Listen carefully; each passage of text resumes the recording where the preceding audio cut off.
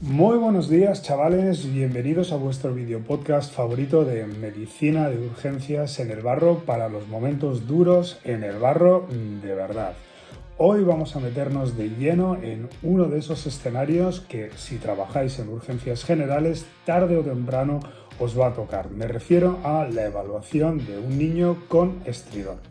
Estamos entrando en los meses fríos de invierno y eso en pediatría significa un aumento claro de las consultas por dificultad respiratoria alta. Y cuando aparece un niño con estridor, el reto diagnóstico y terapéutico es real. Puede ser algo leve, algo autolimitado, puede ser incluso una obstrucción crítica de la vía aérea superior que requiere actuar sin perder ni un solo minuto. El problema del estridor es que no es un diagnóstico, es un signo, y un signo que nos obliga a pensar rápido. Está afectada la vía aérea supraglótica, infraglótica, es algo mecánico, algo infeccioso, es algo súbito que no nos cuadra con la historia. Un niño con estridor en la sala de espera puede estar bien o puede deteriorarse en cuestión de segundos si no somos capaces de leer bien la clínica de nuestro paciente. Así que si alguna vez os habéis encontrado con un pequeño sentado en los brazos de su madre con respiración ruidosa, tiraje y esa sensación en el estómago de aquí no puedo fallar, este es vuestro capítulo. Vamos a repasar cómo evaluar, cómo priorizar y cómo no perder tiempo en lo que no toca en estridor pediátrico. O sea que ahí vamos con un capítulo desde el barro de la urgencia sin adornos. Bien, antes de avanzar vamos a dejar claro qué es lo que entendemos por estridor y qué es lo que nos está diciendo un niño que tiene estridor. Porque si nosotros entendemos muy bien cuál es el mecanismo, entenderemos también rápidamente cuáles pueden ser los diagnósticos más probables. El estridor es un ruido inspiratorio o respiratorio patológico producido por un flujo turbulento en una vía aérea que está parcialmente obstruido. Es un signo, no es un diagnóstico. Se dice clásicamente que cuando un paciente tiene estridor, pues aproximadamente más de un 60% de la vía aérea está obstruido. Para fijarnos bien, es muy importante ver en qué fase respiratoria aparece el estridor, y eso nos va a dar también muchas pistas acerca de cuál es la causa de la obstrucción.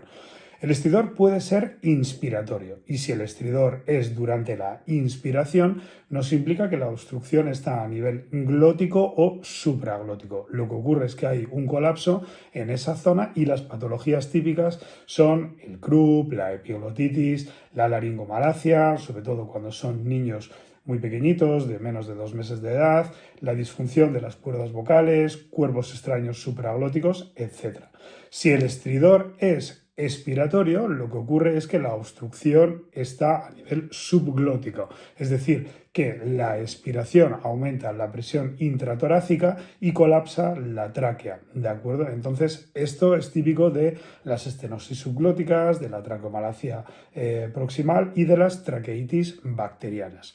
Cuando existe un estridor bifásico, es decir, que cuando el niño presenta estridor tanto en la fase inspiratoria como en la expiratoria, eso es una red flag de gravedad. Implica que, desde luego, existe una obstrucción significativa cerca de la glotis o de la subglotis. Aquí las sospechas son cuerpo extraño, estenosis subglótica moderada grave, una masa o una compresión externa o una laringotraqueobronquitis grave. Fijaos, la causa de lejos más frecuente que va a producir estridor inspiratorio es el croup. El croup es la laringotraqueitis vírica. Es la causa más frecuente de estridor en pediatría, sobre todo en estas épocas de invierno, etc. Es un cuadro vírico, normalmente producido por el virus del parainfluenza, aunque cualquier virus puede producirlo, tipo el COVID, tipo un rinovirus, un adenovirus, etcétera, etcétera. Y sobre todo, pues bueno, es decir, en las formas leves lo que tendremos es un estridor inspiratorio, aunque a medida que el abanico de gravedad se va extendiendo, podremos tener un estridor bifásico por estrechamiento significativo de la vía aérea superior. Incluso en las formas muy graves, el paciente además va a tener trabajo respiratorio, hipoventilación y silencio respiratorio. El cuadro típico del CRUP es un niño de 6 meses a 3 años que ha tenido un pródromo viral unos días previos, está con un poquito de febrícula, ha tenido unos días de rinitis, etcétera, y tiene un inicio de tos perruna, luego disfonía, ¿no? Y luego es un niño que normalmente no suele estar tóxico, no suele dar aspecto de gravedad en general. Cuando eso ocurre, eso desde luego es CRUP, a no ser que nos demuestren lo contrario.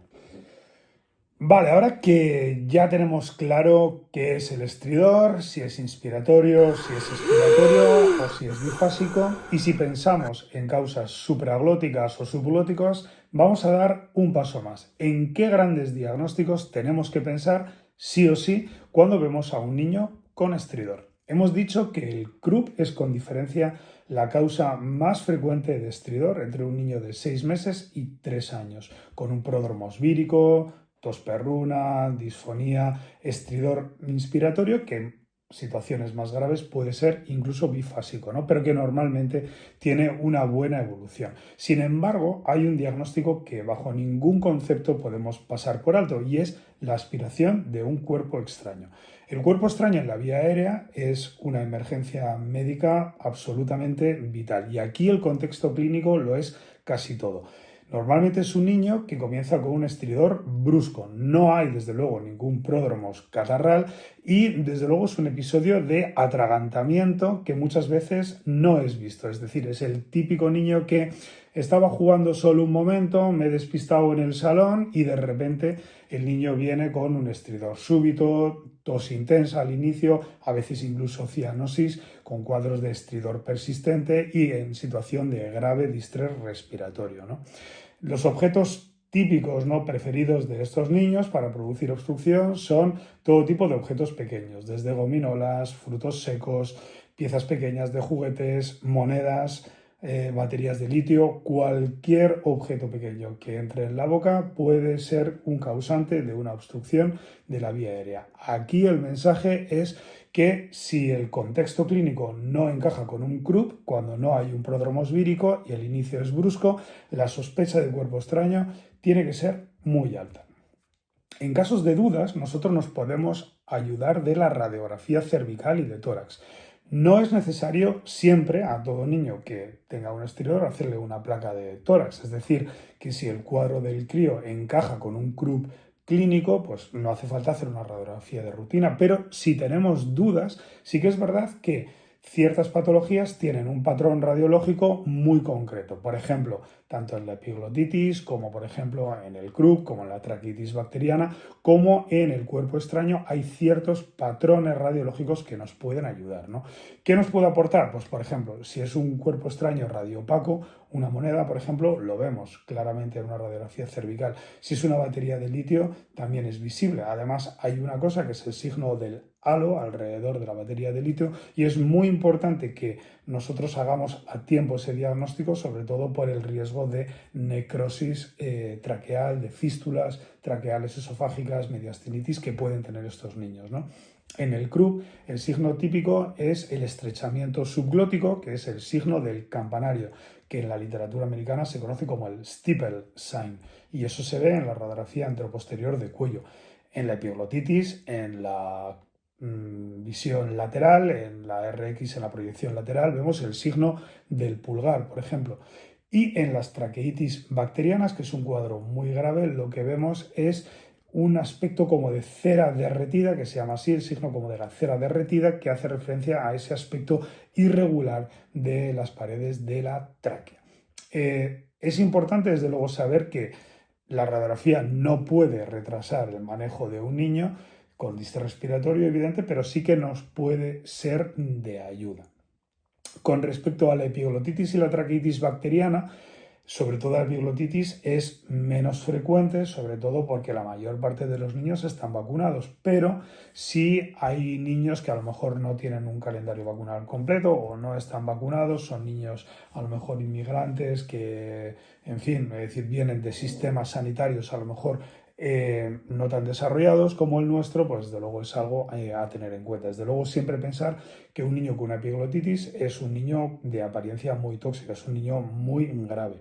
La clínica típica de la epiglotitis es fiebre alta, el niño desde luego tiene muy mal estado general, viene con intenso distrés, babeo, el niño tiende a tener postura de trípode, tiene un estridor bifásico, inspiratorio y expiratorio, y aunque luego hablaremos de la epiglotitis, del tratamiento que puedas hacer o no, desde luego, es decir, eso más o menos vendría a ser el escenario. La traqueitis bacteriana es un cuadro muy grave también, pero muchas veces lo que es una sobreinfección de un cuadro vírico, o sea, un croup que en un momento dado, es decir, no ha ido evolucionando bien y produce una sobreinfección bacteriana por ciertos gérmenes como estafilococo, moraxella, hemophilus, streptococo, etc. Se generan una serie de pseudomembranas y el aspecto del niño en este caso es muy tóxico, es un proceso muy grave.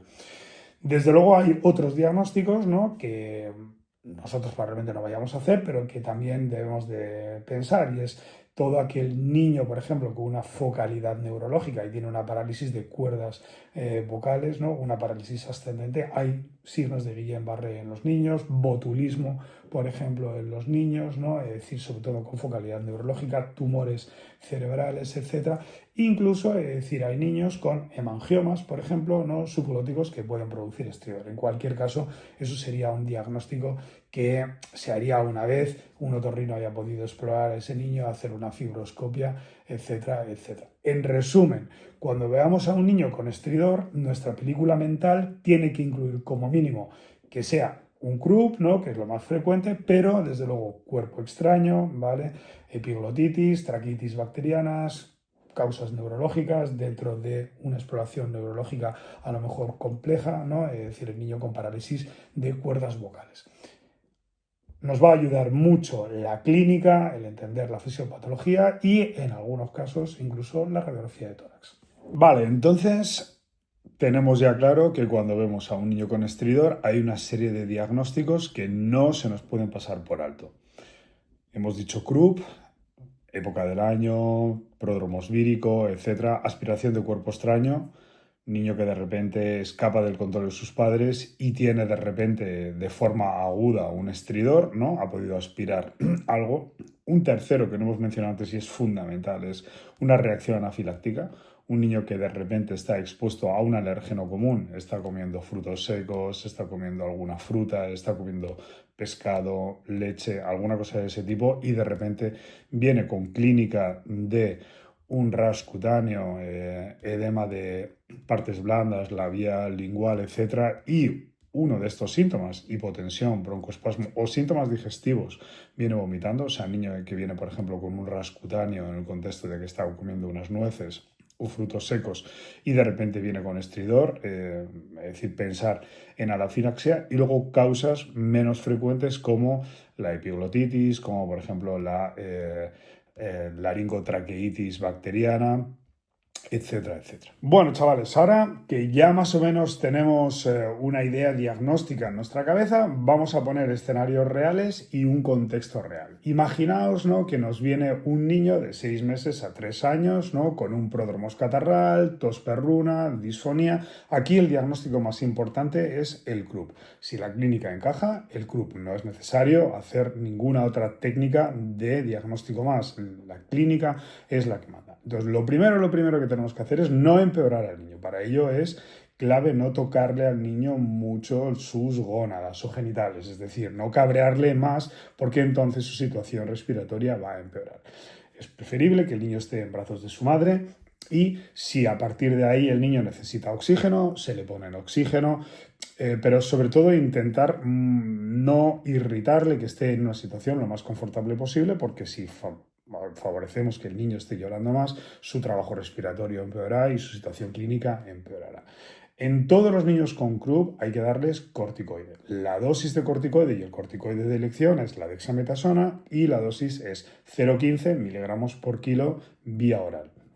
Si no se le puede dar vía oral porque el niño está muy taquipneico, porque no tolera la vía oral, entonces se le puede dar en esa misma dosis de forma intramuscular. Y si nosotros no queremos darle nada intramuscular porque pensemos que eso va a irritar más al niño, se le pueden dar 2 miligramos de budesonida en inhalación, un corticoide inhalado en dosis única.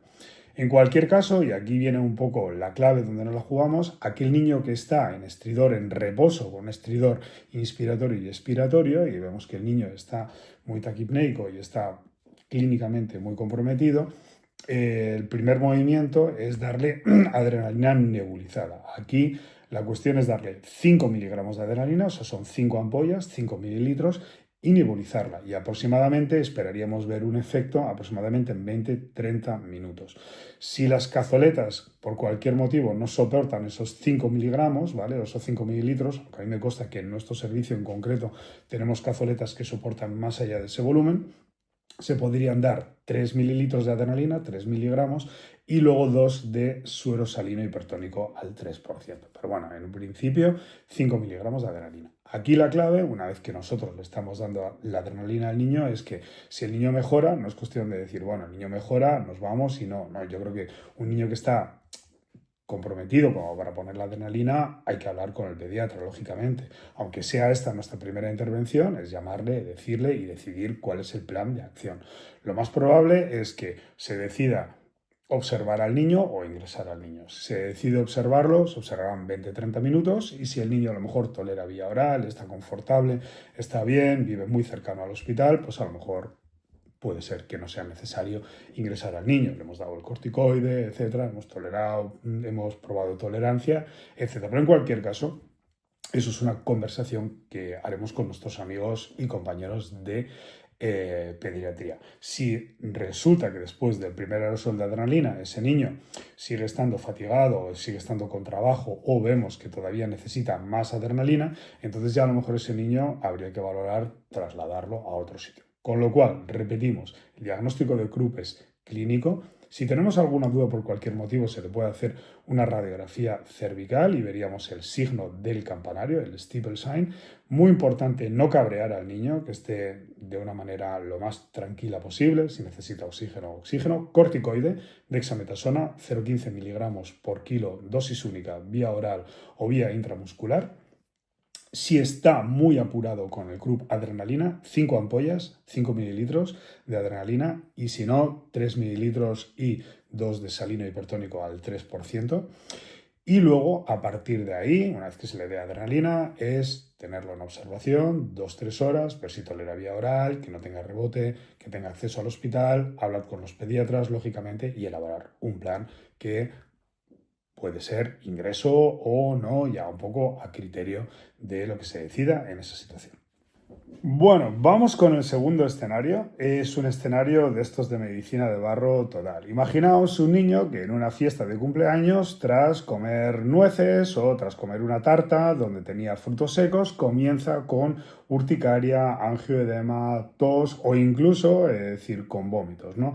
Inmediatamente identificamos que este niño tiene una anafilaxia, y el mayor error que nosotros podemos cometer en este caso es intentar esperar a ver qué ocurre, o le ponemos un antihistamínico o le ponemos un corticoide. Aquí el diagnóstico y el tratamiento, el diagnóstico es claro, es anafilaxia, y el tratamiento es adrenalina intramuscular. Los criterios clínicos, los criterios prácticos de la anafilaxia es una persona que después de haber estado en exposición de algún alergeno, puede ser un fármaco, puede ser un alimento, por ejemplo, comienza con una clínica de afectación de piel y mucosas, es decir, urticaria y angioedema, y luego por lo menos uno de estos tres sistemas está alterado. Imagínate que tiene estridor, tiene broncoespasmo, o imagínate que ese niño tiene hipotensión, o imagínate que tiene síntomas digestivos, es decir, un niño que está, por ejemplo, vomitando, nauseoso, etc. O que tiene un poco todo a la vez, niño que viene hipotenso, con estridor, ha vomitado, etcétera, etcétera. Aquí el tratamiento es dar adrenalina intramuscular. La dosis de adrenalina es 0,01 miligramos por kilo de adrenalina. Es decir, que si mi niño pesa 10 kilos, son 100 microgramos. Si pesa 20 kilos, 200 microgramos. Si pesa 30 kilos, 300 microgramos. ¿Cómo cojo eso? Una cosa que se hace a menudo es diluir la adrenalina, y eso es un error, o por lo menos es lo que dice el texto. Lo que tenemos que hacer es coger la adrenalina directamente de la ampolla. Para ello tenemos unas jeringas muy precisas, que aquí os las muestro, que son capaces de coger 100 microgramos, 200, 300 microgramos. Entonces, lo suyo es darle a una dosis de hasta 300 microgramos, es decir, 0,3 de esa jeringa, ¿vale? Y dárselo intramuscular. Pero incluso si el niño viene apurado, es decir, ni siquiera esperar a desnudarse a través del pantalón, ¡pum! Jeringazo intramuscular y darle. Ese es el tratamiento clave. Y eso se puede repetir cada 5 o 10 minutos hasta un total de 3 veces hasta que el niño tenga respuesta. En ese tiempo nosotros desvestiremos al niño, tendremos una historia muy breve, intentaremos coger una vía venosa, intentaremos dar otros tratamientos, pero el más importante es la adrenalina intramuscular, ¿vale? Luego, también estos niños, como tienen una situación de vasoplegia, o pueden tener situación de vasoplegia importante, hay que darles también una carga de líquidos de 20 mililitros kilo, un bolo, y luego se les puede dar también corticoide, lógicamente, 1 miligramo kilo, la metilprednisolona, el urbasón, o se puede dar dexametasona a 0,15, 0,5 miligramos por kilo, y los antihistamínicos, la verdad que no tienen gran rol, salvo que luego el niño pues tenga urticaria, prurito, etcétera, etcétera, ¿vale? Entonces, aquí lo importante es, una vez que se ha solucionado todo este problema, ¿vale? Pues se mantiene al niño en observación 4 o 6 horas y, por supuesto, son niños que comentamos con pediatría y si desde luego viene con una anafilaxia, pues a lo mejor es interesante valorar la posibilidad de dejarlo ingresado 24 horas para observación, lógicamente, ¿vale? Porque luego también un poco al alta probablemente, es decir, hay que prescribirle un EpiPen, educar a los padres, etcétera, etcétera. Con lo cual, aquí también el contexto clínico es importante. Es estridor, que es de lo que estamos hablando, pero el contexto es un niño que viene pues de una fiesta de cumpleaños o ha estado expuesto a un alimento y de repente viene con una clínica de afectación de piel y mucosas y uno de o varios sistemas, sobre todo respiratorio, pulmonar y digestivo. O sea, puede ser un niño que venga con urticaria y vomitando, por ejemplo, ¿no? Es decir, cuidado, eso es anafilaxia. Pero bueno, es decir, puede venir hipotenso, puede venir con broncoespasmo, estridor y sobre todo no perder tiempo de adrenalina. Es muy fácil, 10 kilos, 100 microgramos. 100 microgramos es 1 mililitro de esta jeringa de precisión, ¿vale?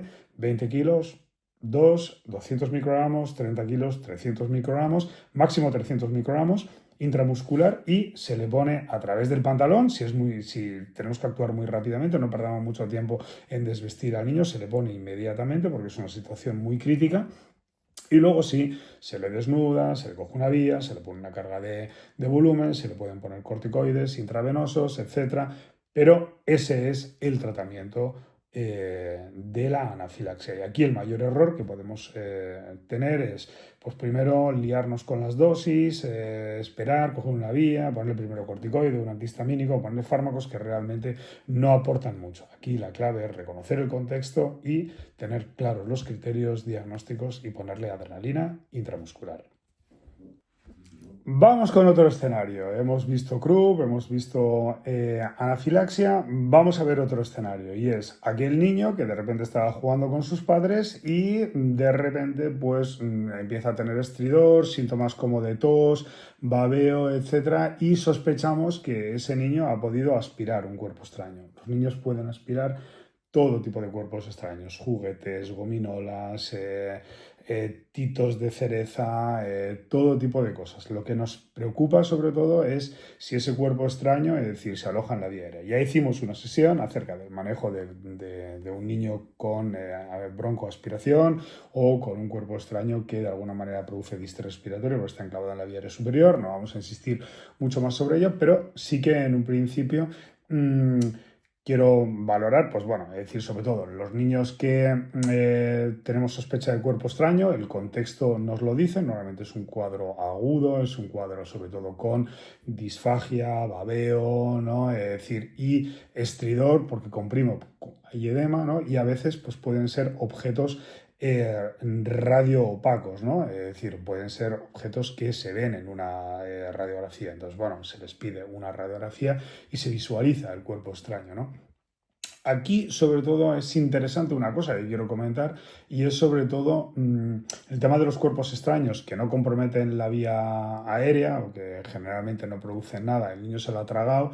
Entonces aquí, si está en el esófago y el niño está sintomático, es decir, que el niño tiene babeo, no tolera secreciones, tiene estridor y está lo suficientemente estable, pues entonces es un niño que hay que extraerle ese cuerpo extraño. Pero, sin embargo, si el niño, es decir, está sintomático, tolera secreciones y el niño ya ese cuerpo o esa moneda, es decir, la ha tragado, está en el estómago, pues simplemente es hacer imágenes para ver cómo progresa y no hay que hacer realmente nada. Una mención especial es el tema de la aspiración o la ingesta de las baterías de litio. Voy a aprovechar aquí para comentaros un poquito que sobre todo si se quedan atrapadas ahí en el esófago, pues pueden generar fístulas, pueden generar perforaciones y aquí idealmente es retirarlas antes de 2 horas. Eso sería lo ideal. Lo que pasa es que en ese tiempo de ahí a las primeras 2 horas, nosotros podemos dar alguna medicación para evitar o para intentar generar como una película alrededor de la batería de litio y retrasar el daño que hace sobre la mucosa del esófago. Así, por ejemplo, si el niño tiene más de 1 año, se le puede dar miel, se le pueden dar 10 mililitros de miel aproximadamente, es decir, cada 10 minutos, pero el niño tiene que tener más de 1 año, porque si no tiene riesgo de botulismo, ¿vale? Y también otra cosa que podemos darle son sucralfato, 10 mililitros, 10 minutos, o sea, 10 minutos, 10 minutos, es muy sencillo de recordar, tanto para la miel como el sucralfato, lo único de la miel, ojo que el niño tiene que ser mayor de 1 año, si no, sucralfato, ¿vale? El riesgo que tienen, pues es eso, es decir, que pueden generar necrosis, perforación en el esófago y generar, pues, sepsis, mediastinitis, etcétera, etcétera, y son niños graves. Cuando el cuerpo extraño le produce estridor a ese crío, pues entonces habrá que valorar cómo está. Si el niño está, desde luego, en situación que se está asfixiando, pues procederemos a intentar actuar sobre la vía aérea. Que no, pues intentaremos hablar con nuestros compañeros de otorrino para intentar, es decir, ver si sospechamos que está alto, a ver si pueden hacer una extracción del cuerpo extraño. O sea que estridor croup, estridor anafilaxia, estridor cuerpo extraño y seguiremos viendo más cosas de estridor. Bien, vamos con otro escenario más raro hoy en día, ¿no? Que es el tema de la epiglotitis pediátrica, ¿no? Hoy en día la verdad es que con la vacunación frente al hemófilus es muy rara ver epiglotitis pediátrica, pero debido a que pueda haber a lo mejor población no vacunada, población inmigrante que venga en otras condiciones, pues a lo mejor es un diagnóstico que podemos tener en cuenta. La epiglotitis es una inflamación de la epiglotis, es decir, que es una patología realmente que compromete o puede comprometer la vida. El germen responsable de la epiglotitis es el Haemophilus influenzae tipo B.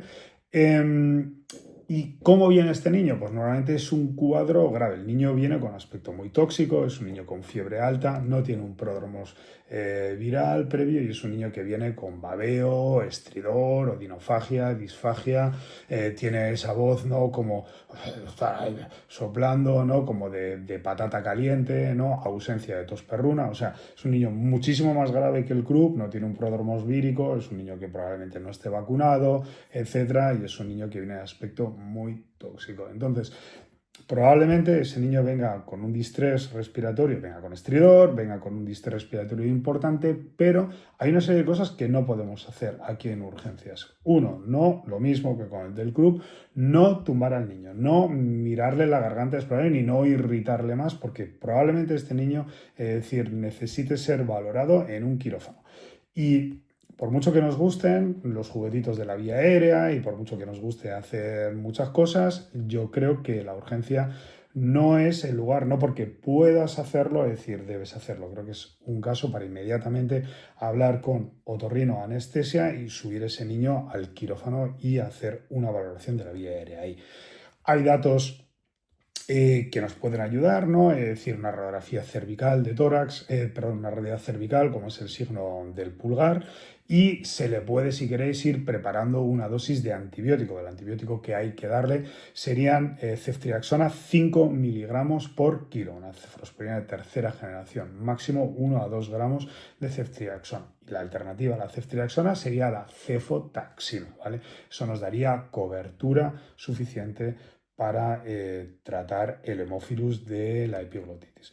Repito, es un cuadro muy raro, es un cuadro sobre todo de mucha gravedad y es un cuadro en el que si nosotros pensamos o sospechamos que un niño puede tener una epiglotitis, inmediatamente ese niño debe de subir a un quirófano porque es un niño con una vía aérea muy crítica y que salvo que el niño esté parado o periparo no tiene mucho sentido que lo tengamos en urgencias. Pero si el niño más o menos viene un tiempo en el que podemos dedicar un par de segundos a hablar con algún compañero, lo suyo es no abrirle la boca, ni meterle depresores, ni irritarle mucho, ponerle oxígeno, si sospechamos que es eso, si viene con fiebre muy alta, etcétera, pues antibiótico o indicar el antibiótico, si alguien a lo mejor no lo sabe, ceftriaxona, 1 o 2 miligramos por kilo, y creo que es un niño para ser valorado y manejado en otro sitio que no sea la urgencia, en un quirófano o en una UCI pediátrica. Y como no tenemos UCI pediátrica en nuestro hospital, pues en el quirófano con ayuda de anestesia y otorrino. Bueno, y nos queda un cuadro que quiero hablar también, que da mucho respeto, que es la traqueitis bacteriana. Y aunque en un principio nos puede sonar como traqueitis bacteriana, es decir, un cuadro banal, no lo es en absoluto. Es un cuadro tampoco muy frecuente, pero es un cuadro potencialmente mortal. Normalmente es un niño que viene de un CRUP, de un proceso vírico, pero que se ha sobreinfectado por bacterias, normalmente un estafilococo, un estreptococo, y se producen como pseudomembranas en la tráquea se vuelve irregular, genera bastante compromiso respiratorio y desde luego da mucha fiebre y el aspecto del niño es muy tóxico. O sea que el caso típico es el niño que ha tenido un CRUP pero que en vez de mejorar, es decir, va empeorando, vuelve a las 72 horas, de repente fiebre muy alta, aspecto tóxico, estridor, aumento de secreciones, espesas, sobre todo malolientes, etc. Y cuando eso ocurre hay que pensar en una traqueitis bacteriana. Lo que nos puede ayudar en el diagnóstico es una radiografía cervical donde se ve el signo de la cera derretida, que es aspecto como de cera derretida que tiene la tráquea por esas pseudomembranas o aspecto irregular, ¿no? Que tiene, puede existir o coexistir con estrechamiento subglótico, ¿vale? Y a veces incluso son niños que tienen una neumonía asociada. Como os he comentado antes, los gérmenes más típicos son el estafilococo aureus y también el estreptococo. Y el tratamiento aquí pues suele ser un antibiótico de amplio espectro. Normalmente el tratamiento adecuado es una cefalosporina de tercera generación, ceftriaxona, al que se le puede añadir clindamicina, ¿vale? Y si desde luego, es decir, el niño está muy grave, tiene mucha toxicidad y sospechamos que viene de un entorno donde puede haber estafilococo meticilin resistente, pues añadir vancomicina. Pero bueno, yo creo que para nosotros el mensaje del barro, la traqueitis bacteriana, es un niño que viene muy malo con estridor y ha tenido un CRUP que en un principio no responde y que incluso empeora, que en la placa lateral cervical tiene una imagen en la faringe como de cera derretida y el tratamiento son antibióticos de amplio espectro y si viene tan crítico como para actuar sobre la vía aérea, intentar actuar sobre la vía aérea. Igual aquí también son niños con una vía aérea muy complicada, ojo de meternos ahí en berenjenales con poca experiencia, sin el equipo adecuado y sobre todo sin los profesionales y las manos adecuadas y el entorno adecuado. Bueno, chavales, pues con esto cerramos el bloque del estridor en pediatría. Hemos repasado las cosas más importantes, lo que de verdad importa en urgencias. Hemos aprendido que el estridor no es un diagnóstico, que es un signo. Hemos aprendido también que la edad, el contexto clínico y la evolución son mucho más importantes que cualquier prueba diagnóstica que podamos solicitar, que el CRUP es lo más frecuente y que tiene un tratamiento muy claro, que la anafilaxia se trata con adrenalina sin dudarlo, que el cuerpo extraño hay que pensarlo siempre en aquellos casos de estridor brusco cuando de repente ese niño ha salido del control de los padres o de los adultos, que la epiglotitis, aunque es rara, es decir, es una urgencia muy importante de la vía aérea y que no se maneja a golpes de laringoscopio en urgencias, y que la traqueitis bacteriana es aquel CRUP que no cuadra, el niño tóxico que no responde y que necesita probablemente, es decir, mucho más que solo un antídoto. Como veis, la idea no es sabérselo todo de memoria, la idea es no fallar en lo crítico, no irritar al niño cuando no toca y saber cuándo tratar, cuándo observar y cuándo pedir ayuda, porque en pediatría, y especialmente con la vía aérea, la soberbia mata y la anticipación salva. Así que nada más, chavales, ha sido un placer como siempre.